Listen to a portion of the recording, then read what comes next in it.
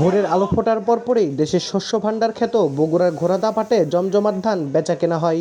এবার ইরি মৌসুমের শুরুতে ধানের দাম কিছুটা কম থাকলেও শেষ সময়ে এসে সরবরাহ কমায় মন প্রতি দাম বেড়েছে 100 থেকে 200 টাকা পর্যন্ত।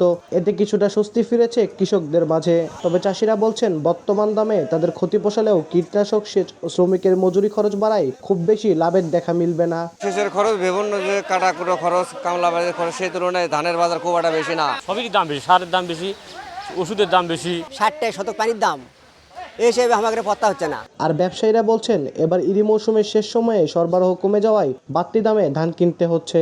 এতে নির্ধারিত দামে সরকারকে চাল সরবরাহ করা অনেকটা অসম্ভব হবে। এক মাস আগে যে বাজার ছিল তার থেকে 100-150 টাকা বেশি। ধানের দাম লাগছে 1300 টাকা মন, সরকার ধান কিনছে 1200 টাকা। এখন বর্তমানে যে ধানের বাজার, তাতে সরকারের এই দামে ধান সরকার কিনতে পারবে না। বগুড়ার ঘোড়াধাপ সাপ্তাহিক ধানের হাটে প্রায় কোটি টাকার ধান বেচা কেনা হয়।